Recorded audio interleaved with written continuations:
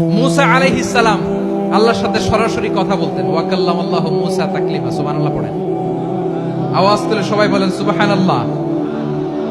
এখন বনি ইসরাইল হচ্ছে পৃথিবীর সবচেয়ে গোয়ার জাতি। তারা বলে, মুসা তুমি যে আল্লাহর সাথে কথা বলো আমরা তো দেখি না, তুমি যে কথা বলো আমরা তো শুনি না, তো কি করতে হবে? বনি ইসরাইল বলে, আমাদের মধ্য থেকে 70 জন নিয়ে যাইতে হবে তোর পারে। ওরা আয়েশা যদি কয় হয় আমরা শুনছি, তাহলে বিশ্বাস করবো। কত বড় ডাকাত দেখছেন বনি ইসরাইল। এদের যে গোয়ার জাতি নাই, এত গোয়ার তুমি করেছো মুসা আলাইহিস সালামের সাথে। তুমি যে আল্লাহর সাথে কথা বলে আমরা তো দেখি, কি করব? 70 জন আমাদের বন্ধু বান্ধব যে যদি দেখে তারা বলবে ওকে আসো, 70 জন আসো। 70 জন নিয়ে গেল। মুসা আলাইহিস সালাম হারুন আলাইহিস সালামকে খেলাফা দিয়ে গেলেন, আল্লাহ ওনাকে নবী বানালেন। মুসা আলাইহিস সালাম বললেন, হারুন খবরদার, বনি ইসরাইলের মধ্যে তাওহীদের বাণী প্রচার করবা, ঐক্য ধরে রাখবা, বিচ্ছিন্ন হতে দিবা না। চলে গেছে। এইদিকে বনি ইসরাইলের এক দুষ্ট লোক ছিল, নাম সামিরি। কি নাম? সামিরি। সে সবাইরে বলল তোমাদের স্বর্ণগুলো ফালাও। স্বর্ণগুলো ফেললো। বনি ইসরাইলের স্বর্ণগুলোকে গলিয়ে সে একটা গরুর বাচ্চা বানালো। গোবৎস। কিসের বাচ্চা? দেখেন গরুর পূজা কিভাবে শুরু হয় পৃথিবীতে প্রথম। গোবৎস পূজা, গরুর বাচ্চার পূজা কিভাবে। সে স্বর্ণ গলি গরুর বাচ্চা করে, জিবরাইল আলাইহিস সালাম যে জমিনে এসেছিলেন, ওই ফেরেশতার পায়ের নিচের একটু মাটি সে বুদ্ধি করে প্যাকেটে রেখে দিয়েছিল। সে গরুর বাচ্চা বানায় স্বর্ণ দিয়ে গলিয়ে ওই মাটি এটার মধ্যে ঢুকাই দিছে বেলকি দেওয়ার জন্য। স্বর্ণ দিয়ে বানানো গোবৎস গরুর বাচ্চার গায়ে যখন সেই মাটি ছুঁড়ে দেয়া হলো, এখন বাছুরের ভেতর থেকে ভ্যাঁ ভ্যাঁ আওয়াজ আসতেছে। কি আসতেছে? সবাই তো অবাক। সামিরি বলে, আরে তোমরা যে 70 জন দিয়ে মুসা আলাইহিস সালামকে পাঠাইছো, ওইদিকে এত ঘুরতেছে, আল্লাহরে খুঁজে পায় না, আল্লাহ তো এটার ভিতরে ঢুকছে। নাউজুবিল্লাহ বলবেন না? তোমরা যে 70 জন দিয়ে পাঠাইলা, 70 জন নিয়ে মুসা আলাইহিস সালাম খালি ঘুরতেছে, আল্লাহরে পায় না। পাবে কেমনে? আল্লাহ তো নাউজুবিল্লাহ এটার ভিতরে। সেজদা দাও। এই সেজদা দিয়ে আল্লাহর নবী হারুন আলাইহিস সালাম বললেন, খবরদার, এটা সুস্পষ্ট শিরক। আল্লাহ সব গুনাহ মাফ করে, শিরকের গুনাহ মাফ করে না। খবরদার, তোমরা থামো। কে শোনে কার কথা? এই যে যেমন এখন আপনারা আমার কথা শুনতেছেন না? শুনতেছেন? হারুন আলাইহিস সালাম বললেন, খবরদার, এই শিরকি কাজে তোমরা সংযুক্ত হয়ো না। তোমাদেরকে কি মনে নাই আমার ভাই মুসা আলাইহিস সালাম কি বলছে? আল্লাহ শিরক মাফ করে না। খবরদার, শিরক করো না, আল্লাহরে ভয় করো। হারুন আলাইহিস সালাম তাদেরকে বুঝালেন, শিরক করো না, আল্লাহরে ভয় করো। শুধু এতটুকুই তিনি বুঝালেন, দাওয়াতি কাজ পালন করলেন, কিন্তু প্রতিরোধ করেন নাই, সশস্ত্র সংগ্রামে লিপ্ত হন নাই, বাধা দেন নাই। কারণ গৃহযুদ্ধ বেঁধে যেতে পারে। উনি ভাবলেন, আমি যদি আমার বাহিনী নিয়ে দাওয়াত দেওয়ার সাথে সাথে প্রতিরোধ করি, আক্রমণ করি, ওরাও আমারে আক্রমণ করবে, ব্লাডশিড হবে, রক্তপাত। এমন অবস্থা হবে বনি ইসরাইলের মধ্যে, যেটা হয়তো আমার ভাই মুসাও কন্ট্রোল করতে পারবে না। সুবহানাল্লাহ কইবেন না? এক একজন নবীকে আল্লাহ তাআলা কি ইন্টেলেক্ট দিয়ে পাঠিয়েছেন। তিনি ভাবলেন, আমি দাওয়াতি কাজটাই করি, এটা যে হারাম এটা থেকে শুধু বারণ করি, কিন্তু প্রতিরোধ না করি। আমি যদি ঐক্য ধরে রাখতে পারি, বাকিটা আমার ভাই সামলে নেবে। সুবহানাল্লাহ। হারুন আলাইহিস সালাম প্রতিরোধ করলেন না। বনি ইসরাইলের মধ্যে গৃহযুদ্ধ বেঁধে যাওয়ার আশঙ্কায় প্রতিরোধ করলেন না, আক্রমণ করলেন না, শুধু দাওয়াত দিলেন। ইন দা মিনটাইম মুসা আলাইহিস সালাম আল্লাহর সাথে কথা বলে যখন ফিরে আসলেন, দেখলেন বনি ইসরাইলের অধিকাংশ লোক মুশরিক হয়ে গেছে। মুশরিক হয়ে গেছে। মুসা আলাইহিস সালাম রেগে গেলেন। রেগে প্রথমে বনি ইসরাইলদেরকে অ্যাটাক না করে ভাইয়ের দাড়ি ধরলেন। হারুন আলাইহিস সালামের দাড়ি আর চুল মেজাজি লোভেছিলেন। হারুন, তুমি কি করলা? তোমার কি দায়িত্ব দিয়ে গেলাম, তুমি কি করলা? তুমি থাকতে বনি ইসরাইল কেমন করে শিরকের কাজে নিমজ্জিত হয়ে যায়? সাইয়েদনা হারুন আলাইহিস সালাম বললেন, ইন্নী, কোরআন সাক্ষী, কোরআন থেকে কোট করছি, ইন্নী খাশিতু আন তাকুলা ফাররাকতা বাইনা বানি ইসরাঈলা ওয়া লাম তারকুবু কওলি। ও আমার ভাই, আমার দাড়ি ধরবেন না, আমার মারবেন না। আমি ভয় করেছি, আমি ভয় পেয়েছি, না জানি আপনি বলেন তুমি কেন খাশিতু আন তাকুলা ফাররাকতা বাইনা বানি ইসরাঈল। আপনি এসে আমারে যদি বলেন তুমি কেন ঐক্য ধরে রাখলে না, কেন মারামারি হলো, কেন রক্তপাত হলো? তোমার কি এই দায়িত্ব আমি দিয়ে দিয়েছিলাম? আমার কথার দিকে কি তুমি ভ্রুক্ষেপ করো নাই? আমি যে বলছি তাওহীদের বাণী প্রচার করবা আর ঐক্য ধরে রাখবা, আমার কথা কি শোনো নাই? আপনি আমারে ধমকাবেন, এই জন্য আমি প্রতিরোধ করি নাই, আক্রমণ করি নাই, গৃহযুদ্ধ আটকানোর জন্য কিন্তু আমি দাওয়াত দিয়েছি। সুবহানাল্লাহ পড়েন। ঐক্য ধরে রেখেছেন। মুসা আলাইহিস সালাম মুহূর্তেই সামিরীকে আক্রমণ করলেন, অ্যাটাক করলেন, শাস্তি দিলেন। মুহূর্তেই ওই গোবৎস গরুর বাছুরকে ভেঙে চুড়ে মেসাকার করে সাগরের মধ্যে ভাসিয়ে দিলেন। পুরো বনি ইসরায়েলকে আবার তাওহীদের উপর প্রতিষ্ঠিত করলেন। পড়েন সুবহানাল্লাহ। এই ঘটনা থেকে শিক্ষা কি? শিক্ষা হচ্ছে আপনি শিরকের আড্ডাখানা দেখলেও বৃহৎ স্বার্থে তাওহীদের দাওয়াত দিবেন, প্রয়োজনে আপনি ঐক্য নষ্ট করবেন না। সুবহানাল্লাহ পড়বেন না? তাহলে ঐক্যের গুরুত্ব বেশি না কম বলেন? আওয়াজ করে বলেন। ওয়াতাসিমু বিহাবলিল্লাহি জামিআ, আল্লাহর রশিকে আঁকড়ে ধরো। ওয়ালা তাফাররাকু, তোমরা বিচ্ছিন্ন হয়ো না। পেকুয়ার ভাইরা আওয়াজ করে বলেন তো আদেশটা কার? এখন বলেন আমাদের ঐক্যবদ্ধ জীবনের দরকার আছে না নাই? এই যে ডক্টর মোহাম্মদ ইউনূস আমাদের লিডার, উনি যে আমাদেরকে জাতীয় ঐক্যের আহ্বান জানিয়েছে, ওনার আহ্বানে আমাদের সাড়া দেওয়ার দরকার আছে না নাই? রাজনীতিবিদদের যে ডাকছে খুশি লাগে নাই আপনার? আলেমদের ডাকছে খুশি লাগে নাই? আলহামদুলিল্লাহ বলবেন না? আলহামদুলিল্লাহ। সবাইকে ডেকেছে, ঐক্যবদ্ধ করেছে। আমরা ঐক্যবদ্ধ থাকতে চাই, আমরা ঐক্যবদ্ধ জীবন চাই, আমরা আর কাদা ছড়াছড়ি করতে চাই না। রাজি আছেন সবাই? এখন আমরা যদি ঐক্য নষ্ট করি আমাদের কি কি সমস্যা, কি ক্ষতি, কি কুফল? অনৈক্যের কুফল কি? কয়েকটা কুফলের কথা বলে শেষ করবো। প্রিয় ভাইরা, what are the drawbacks and disadvantages of division, social and political division in the society? Disunity. আমরা যদি বিচ্ছিন্ন হই, একে অপরের যদি মারামারি করি, একজন যদি আরেকজনের কাফের ফতোয়া দেয়, আমাদের কি ক্ষতি? শুনবেন? কথা কয় না, শুনবেন? এক নাম্বার ক্ষতি হচ্ছে আমরা যদি বিচ্ছিন্ন হই আমাদের শক্তি কমে যাবে, আমাদের পাওয়ার আমরা হারাবো। আমাদের কি হারাবো? পাওয়ার। মনে রাখবেন, যখন আমি একা থাকি তখন আমি ব্যক্তি, যখন আমরা সবাই মিলি তখন আমরা শক্তি। এই শক্তি নিয়ে আমাদের সামনে এগিয়ে যাওয়ার দরকার আছে না নাই? তাহলে আমরা যদি নিজেরা বিরোধে লিপ্ত হই, আমাদের ক্ষমতা, পাওয়ার ছুটে যাবে। আমরা এই পাওয়ার হারাতে চাই না, ঠিক কিনা বলেন? রব্বুল আলামিন ঠিক তাই বললেন। রব্বুল আলামিন বললেন, খবরদার, ওয়াতিউল্লাহ ওয়া রাসূলাহু ওয়া লা তানাযাউ ফাতাফশালু ওয়া তাযহাবা রিহুকুম ওয়াসবিরু ইন্নাল্লাহা মা'আস সাবিরিন। আল্লাহর আনুগত্য করো, নবীর আনুগত্য করো, কিন্তু খবরদার নিজেরা বিরোধে লিপ্ত হয়ো না, নিজেরা মারামারি করো না, তাহলে তোমাদের শক্তি কমায় দিবে কে?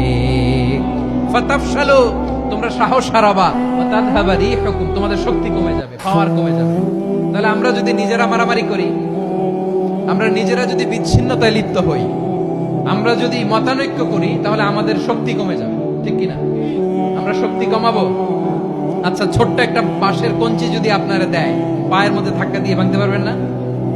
এরকম বাঁশের কঞ্চি যদি 20টা একসাথে জোড়া লাগায় দেয়, ভাঙতে পারবেন? কথা বোঝে নাই মনে হয়। চিকন একটা বাঁশের কঞ্চি দিলে ভাঙা যাবে না?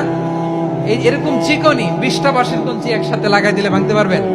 কারণ যখন আমি একা থাকি তখন আমি ব্যক্তি, যখন আমরা সবাই মিলি তখন আমরা শক্তি। আমরা যেন শক্তি না হারাই। আমরা বিরোধী লিপ্ত হলে আমাদের শক্তি কমে যাবে। এই হচ্ছে 1 নম্বর ডিসঅ্যাডভান্টেজ। 2 নম্বর ডিসঅ্যাডভান্টেজ হচ্ছে আমরা নিজেরা বিরোধে লিপ্ত হলে অন্যরা আমাদের মাথায় কাঁঠাল ভেঙে খাইতে সুবিধা হয়। কথা বুঝেন নাই? আমরা যদি বিরোধে লিপ্ত হই তাহলে পরাশক্তিগুলোর সুবিধা, তখন আমাদের কাউকে দিতে হবে ট্রানজিট, কাউকে দিতে হবে সেন্ট মার্টিন, কাউকে দিতে হবে দেশের অর্ধেক। চিল্লায় বলো ঠিক কিনা? নিজেদের প্রবলেম সলভ করার ক্যাপাসিটি আমাদের আর থাকবে না। আমরা যদি বিরোধে জড়াই, আমার কলিজার টুকরা পেকুয়ার ভাইরা, আমরা বিরোধ করব না, আমরা বিচ্ছিন্ন হব না। নিজেরা বিরোধে জড়ালে পরাশক্তিগুলো আমাদের মাথায় কাঁঠাল ভেঙে খায়। তখন ভারতের পিছনে দৌড়াতে, আমেরিকার পিছনে দৌড়াতে আমাদের জুতার তলা ক্ষয় হইয়া যাইবে। নিজেদের প্রবলেম সলভ করা যাবে না। আমরা যদি অন্যের পিছনে না দৌড়াতাম আর এই বিরোধকে থামাতে পারতাম, বাংলাদেশ আজকে যেখানে আছে তার কমপক্ষে 50 গুণ সামনে থাকতো। চিল্লায় বলেন ঠিক কিনা? তাহলে 1 নাম্বার ক্ষতি হচ্ছে আমাদের পাওয়ার লেস হয়ে যায়, আমরা দুর্বল হই যদি আমরা বিরোধ করি। 2 নাম্বার হচ্ছে পরাশক্তিগুলোর সুবিধা নেই। 3 নাম্বার হচ্ছে আমাদের উন্নয়ন, দেশের উন্নতি, অগ্রগতি এটা স্থবির হয়ে যায়, এটা বাধাগ্রস্ত হয়। প্রিয় ভাই, ইউনিটি, ঐক্য হচ্ছে একটা দেশের উন্নয়নের মূল ভিত্তি। দুইজন কইছে ঠিক, এদিকে এখন কয়েকজন কইছে ঠিক। ঐক্য হচ্ছে একটা দেশের, জাতীয় ঐক্য হচ্ছে কোন দেশের উন্নয়ন অগ্রগতির মূল ভিত্তি, ঠিক কিনা বলেন?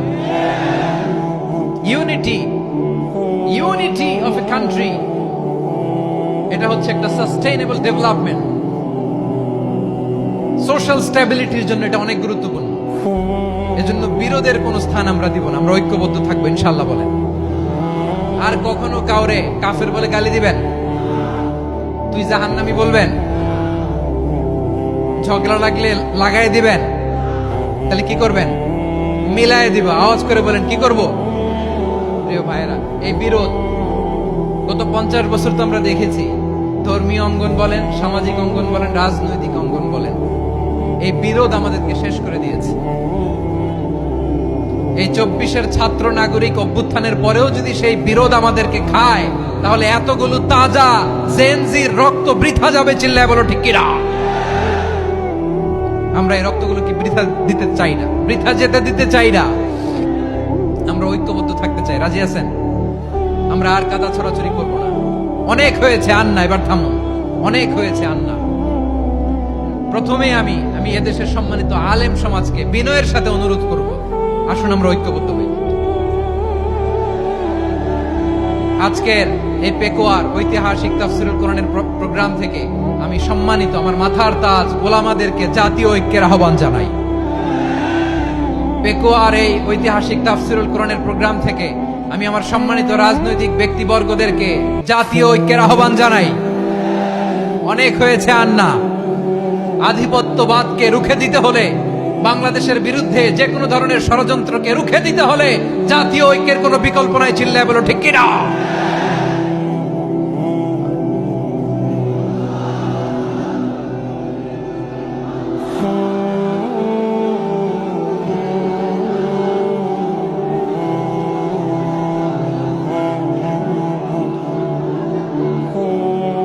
আমার প্রিয় ভাইয়েরা, আমার ভাইয়েরা,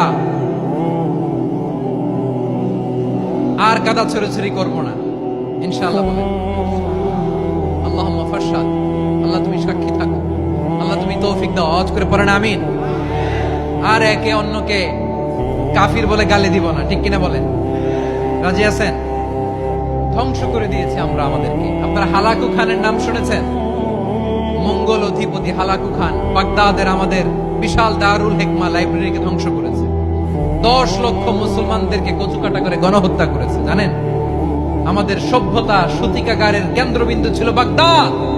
ইরাকের বাগদাদে যেদিন সে রক্ত নিয়ে হোলি খেলা করে, রক্তের হোলি খেলা যেদিন হয়, ওই দিনও বাগদাদে বাহাস চলতেছিল। আমাদের বাহাস কি চলতেছিল?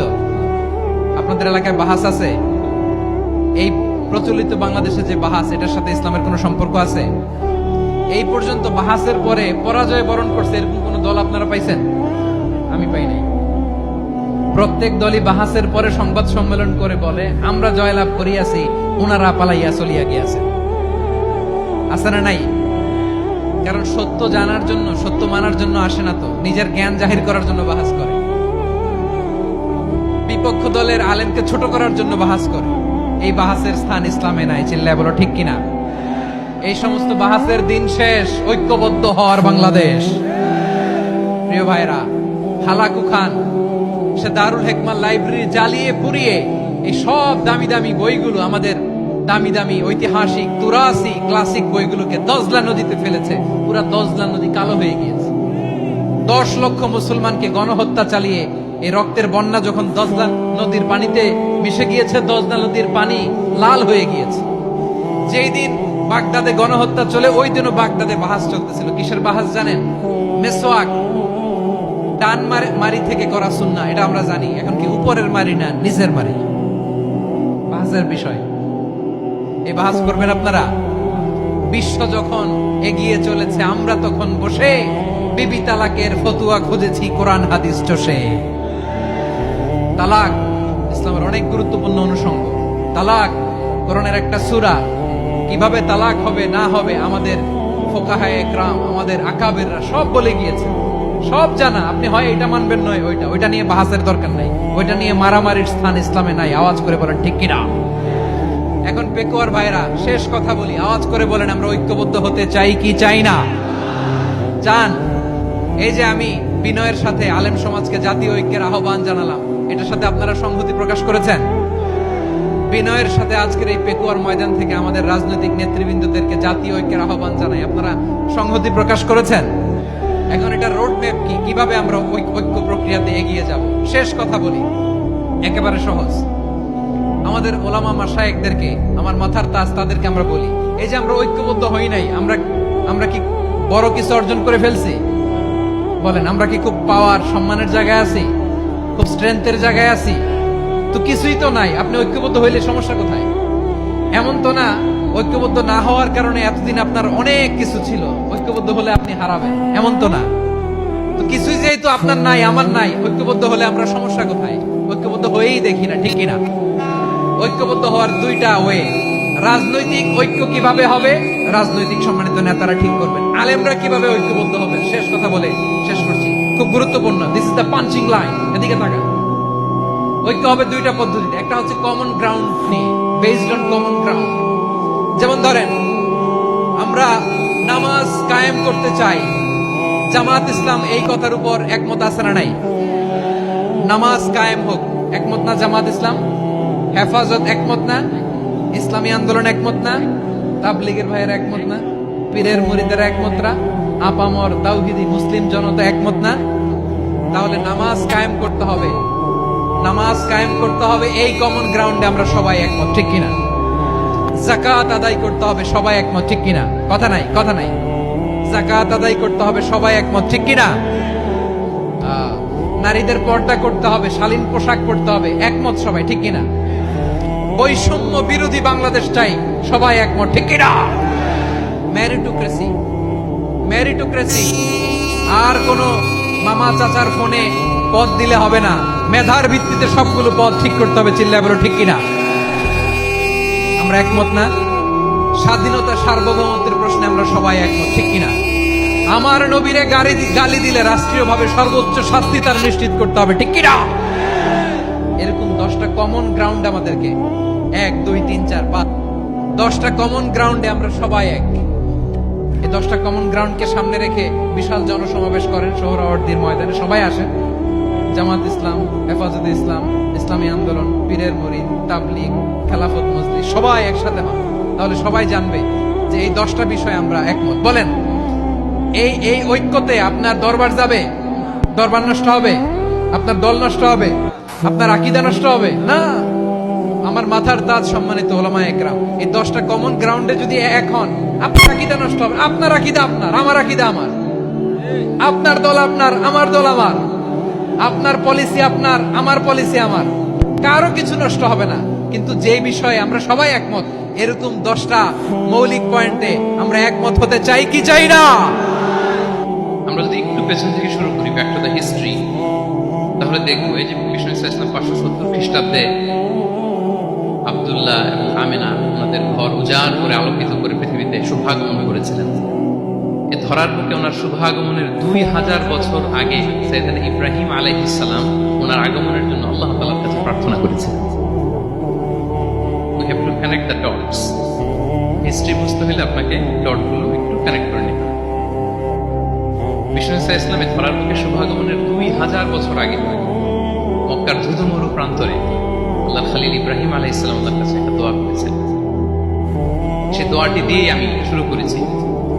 সূরাতুল বাকারার 129 নম্বর আয়াতে আল্লাহ তাআলা এই দোয়াটি, সাইয়েদনা ইব্রাহিম আলাইহিস সালামের দোয়াটি হুবহু কোট করেছেন। তিনি দোয়া করেছেন, রব্বানা ওয়াবআথ ফীহিম রাসূলাম মিনহুম ইয়াতলু আলাইহিম আয়াতিক ওয়া ইউআল্লিমুহুমুল কিতাবা ওয়াল হিকমাতা ওয়া ইউযাক্কিহিম ইন্নাকা আনতাল আজিজুল হাকীম। হে আমাদের রব, এই জনপদে তাদের মধ্য থেকে আপনি একজন রাসূল পাঠান, যিনি তাদেরকে আপনার আয়াত তেলাওয়াত করে শোনাবে, আপনার কিতাব শিক্ষা দিবে, প্রজ্ঞা শিক্ষা দিবে এবং তাদেরকে শুদ্ধাচারী বানাবে।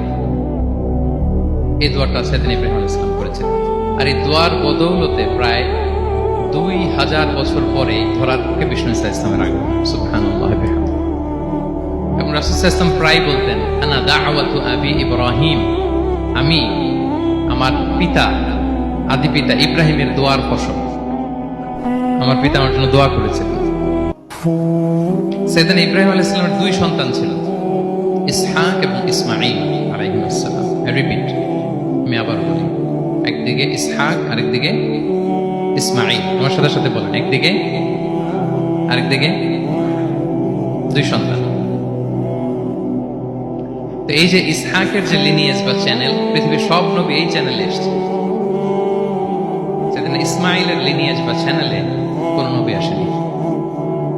হাজার হাজার নবী, শত শত নবী সাইয়েদনা ইব্রাহিম আলাইহিস সালামের পরে যারাই এসেছে সবাই ইসহাকের চ্যানেলে এসেছে। ইসমাইল ইসলামের চ্যানেলে কোনো নবী নেই। এবং পৃথিবীর সব নবীরা ওনাদের উম্মতের কাছে বলতেন যে এই যে নবী আসার ধারাবাহিকতায় সর্বশেষ একজন নবী আসবেন, তিনি হবেন সবার সেরা, সবার সেরা নবী হবে। তাহলে ইব্রাহিম আলাইহিস সালামের 2 সন্তান, একদিকে ইসহাক আরেকদিকে ইসমাঈল। নবী এসেছে কি ইসমাইলের চ্যানেলে না ইসহাকের চ্যানেলে? ইসহাকের চ্যানেলে। হাজার হাজার prophet came to this channel, এই চ্যানেলে এসেছে। এবং তারা সবাই বলতো সর্বশেষ যিনি আসবেন তিনি হবেন সবার সেরা। ফলে এই জেনারেশন গুলোতে তাদের মধ্যে একটা বদ্ধমূল ধারণা হয়ে গিয়েছিল যে সর্বশেষ নবীটা যে আসবে উনিও এই চ্যানেলেই আসবে। তারা দেখতে পাচ্ছে হিস্ট্রিক্যালি এই চ্যানেলে, ইসমাইলের চ্যানেলে কোনো নবী নাই, নবী ছাড়া একটা চ্যানেল। সব নবী আসছে ইসহাক আলাইহিস সালামের চ্যানেলে। ফলে তাদের একটা ধারণা ছিল সর্বশেষ সর্বসেরা যে নবী উনিও আসবেন এদিক দিয়ে। কিন্তু আল্লাহ তাআলা তাদের ধারণাকে নস্যাৎ করে দিয়ে সর্বশেষ নবীকে ইসহাকের চ্যানেলে পাঠান নাই। সর্বশেষ নবী, আখিরি নবী, বিশ্ব নবী মুহাম্মদুর রাসূলুল্লাহ সাল্লাল্লাহু আলাইহি সাল্লামকে আল্লাহ তাআলা ইসমাঈল আলাইহিস সালামের চ্যানেলে পাঠিয়ে দিয়েছেন। দেখছেন, চেঞ্জিং দ্য লিডারশিপ ফ্রম বনি ইসরাইল টু বনি ইসমাঈল। সাইয়েদনা ইব্রাহিম আলাইহিস সালামের ছেলের নাম ইসহাক, ইসহাকের ছেলের নাম ইয়াকুব। ইয়াকুব আলাইহিস সালামের একটা উপাধি হচ্ছে ইসরাঈল। ইসরাঈল মানে হচ্ছে আব্দুল্লাহ, মানে আল্লাহর বান্দা। ফলে উনার যত ডিসেন্ডেন্ট সন্তান তারা সবাই হচ্ছে বনি ইসরাঈল, ইসরাঈলের বংশধর। তো সব নবীকে আল্লাহ এখানে পাঠালেও শেষ নবীকে আল্লাহ তাআলা পাঠিয়েছেন ইসমাঈলের চ্যানেলে। তার মানে বিশ্বনবী বনি ইসরাইল নন, বিশ্বনবী হচ্ছেন বনি ইসমাঈল, ইসমাইলের চ্যানেলে এসেছে। আলহামদুলিল্লাহ বলেন। তাহলে লিঙ্ক আপটা বুঝতে পেরেছেন তো না, কিভাবে বিষ্ণু ইসলাম আসলেন? রাসূল ইসলাম প্রায় এভাবে বলতেন যে আনা দাওয়াতু আবি ইব্রাহিম, আমি আমার পিতা ইব্রাহিমের দোয়ার ফসল। তিনি দোয়া করেছিলেন মক্কার ধুধু প্রান্তরে যে আল্লাহ এই জনপদে একজন নবী দিও। ওনার দোয়ার 2000 বছর পরে আল্লাহ তাআলা এই দোয়া কবুল করেছেন। আমরা তো তাহাজ্জুদের সময় দোয়া করে এরপরের দিন হুজুরের কাছে মাসালার জন্য যাই, হুজুর দোয়া তো কবুল হয় না। এত দোয়া করলাম আল্লাহ তো শোনে নাই।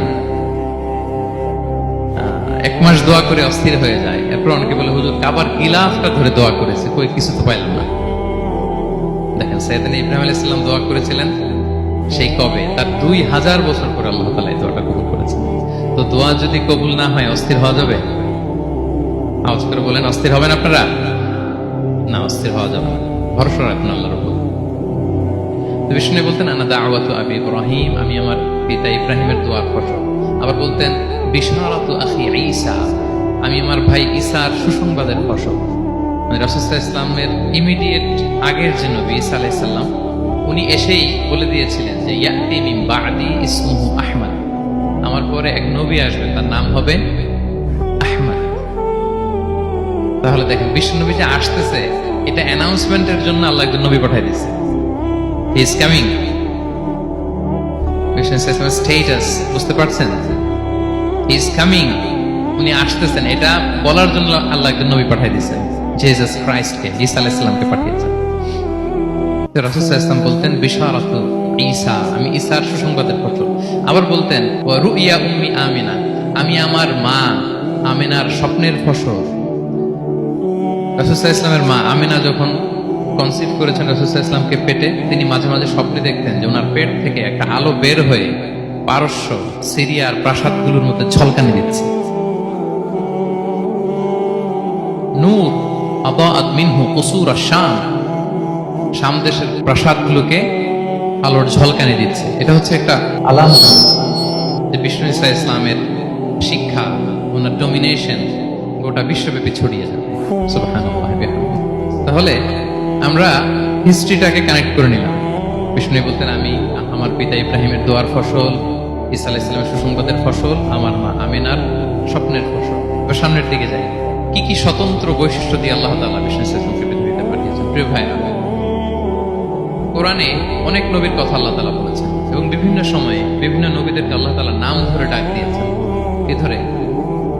যেমন আদম আলাইহিস সালামকে আল্লাহ নাম ধরে ডাক দিয়েছেন, ইয়া আদম, হে আদম, ইয়া আদম উসকুন আনতা ওয়া যাওজুকাল জান্নাহ, হে আদম তুমি আর তোমার বউ জান্নাতে থাকো, হে আদম, হে আদম। ডাক দিয়েছেন না? কথা বুঝতেছেন? আচ্ছা। মূসা আলাইহিস সালামকে আল্লাহ নাম ধরে ডেকেছেন, ওমা তিলকা বিয়ামিনিকা ইয়া মূসা, এই মূসা হাতে কি? নাম ধরে ডেকেছেন। ইব্রাহিম আলাইহিস সালামকে আল্লাহ নাম ধরে ডেকেছেন, ওয়া নাদাইনাহু আইয়া ইব্রাহিম, হে ইব্রাহিম বলে আমি তোমাকে ডাকলাম। বিষ্ণু ঈসা ইসলামকে আল্লাহ তাআলা এত মর্যাদা দিয়েছেন, কোরআনের কোথাও অন্য নবীদের মতো আল্লাহ তাআলা বিষ্ণু নবীর নাম ধরে ডাকেন। যখনই ডেকেছেন বলেছেন ইয়া আইয়ুহান নবী, হে সম্মানিত নবী। যখনই অ্যাড্রেস করেছেন বলেছেন ইয়া আইয়ুহার রাসূল, হে সম্মানিত রাসূল। সুবহানাল্লাহ বলেন। 4 জায়গায় বিষ্ণু ঈসা ইসলামের নাম এসেছে কোরআনে মুহাম্মদ নামে, আর এক জায়গায় আহমদ। এই 4 জায়গায় মুহাম্মদ যে উল্লেখিত হয়েছে, একটি জায়গায়ও নাম ধরে ডাকেন নাই, বরং ওনার রিসালাত, ওনার নবুয়তের বর্ণনা দিয়েছেন। যেমন মুহাম্মাদুর রাসূলুল্লাহ সাল্লাল্লাহু আলাইহি ওয়াসাল্লাম, মুহাম্মদ হচ্ছেন আল্লাহর রাসূল। এটা একটা কোরআনের আয়াত, এখানে নাম ধরে ডাকছে। মুহাম্মদ হচ্ছেন আল্লাহর রাসূল, এখানে কি নাম ধরে ডাকা হয়েছে? না। ওমা মুহাম্মাদুন ইল্লা রাসূল ক্বাদ খালাত মিন ক্বাবলিহি রুসুল, মুহাম্মদ রাসূল ছাড়া কেউ নন, তার আগে এরকম অনেক রাসূল পৃথিবী থেকে চলে গিয়েছে। এই আয়াতে নাম ধরে ডাকছে না। 4 বার মুহাম্মদ শব্দটা কোরআনে উল্লেখিত হয়েছে, একবারও নাম ধরে ডাকেনি। সুবহানাল্লাহ পড়েন। আর একবার উল্লেখিত হয়েছে আহমদ, যেটা ঈসা আলাইহিস সালামের ভাষা, ইয়াতি মিন বাদি ইসমুহু আহমদ, আমার পরে এক নবী আসবে, তার নাম হবে আহমদ। তাহলে দেখেন বিষ্ণু ইসলামকে আল্লাহ তাআলা এত সমীহ করেছেন, এত সম্মান দিয়েছেন, এত মর্যাদা দিয়েছেন যে কোরআনে কোথাও অন্য নবীদের মতো আল্লাহ তাআলা বিষ্ণু নবীর নাম ধরে ডাকেন। যখনই ডেকেছেন ইয়া আইয়ুহান নবী, ইয়া আইয়ুহার রাসূল, হে সম্মানিত রাসূল, হে সম্মানিত। আলহামদুলিল্লাহ বলেন। এরপর বিষ্ণু ইসলাম বলতেন, আনা সাইয়্যিদু ওয়ালদি আদম, আমি হচ্ছি আদম আলাইহিস সালামের যত সন্তান পৃথিবীতে আসবে সবার লিডার। সুবহানাল্লাহ বলবেন না? আনা সাইয়্যিদু ওয়ালদি আদম, আমি আদম আলাইহিস সালামের যত সন্তান আসবে, I am the leader of the all sons of আদম, আদমের সব সন্তানের লিডার হব আমি পৃথিবীতে। তিনি লিডার। এবং বিষ্ণু বলেন, আল্লাহ তাআলা যখন সব কিছু সৃষ্টি করলেন, পুরো খালকে যখন সৃষ্টি করলেন, 2টা ভাগ করলেন, ভালো আর খারাপ। আমি মুহাম্মদ সাল্লাল্লাহু আলাইহি ওয়াসাল্লামকে আল্লাহ তাআলা ভালোর মধ্যে ঢুকাই দিলেন। এই ভালো মানুষগুলোর মধ্যে থেকে আল্লাহ অনেকগুলো গোত্র নির্বাচিত করলেন, আমাকে সবচেয়ে শ্রেষ্ঠ গোত্রে ঢুকাই দিলেন। এই গোত্রগুলোর মধ্যে অনেকগুলো বাড়ি আছে, সবচেয়ে শ্রেষ্ঠ বাড়িতে আল্লাহ তাআলা আমাকে ঢুকাই দিলেন। সুবহানাল্লাহ। আরেক বর্ণনায় এসেছে যে আল্লাহ তাআলা ইসমাঈল আলাইহিস সালামের বংশধরদের মধ্য থেকে কেনানাকে সিলেক্ট করেছেন, কেনানার মধ্য থেকে আল্লাহ কুরাইশকে সিলেক্ট করেছেন, কুরাইশের মধ্য থেকে আল্লাহ তাআলা বনু হাশিমকে সিলেক্ট করেছেন। বিষ্ণু ইসলাম কিন্তু হাশিমি খানদান, কুরাইশের মধ্য থেকে তিনি বনু হাশিমকে সিলেক্ট করেছেন, আর বনু হাশিমের মধ্য থেকে আল্লাহ তাআলা আমাকে সিলেক্ট করেছেন। সুবহানাল্লাহ। এবং তিনি বলতেন, ওয়া আনা হামিলু লিওয়াইল হামদি ইয়াউমাল কিয়ামাতি ওয়া তাহতাহু আদম, কিয়ামতের দিন আমি প্রশংসার পতাকা নিয়ে দাঁড়িয়ে থাকবো কিয়ামতের ময়দানে, আর ওই পতাকার নিচে স্বয়ং আদম আলাইহিস সালাম থাকবে, ওনার হাতে থাকবে প্রশংসার পতাকা।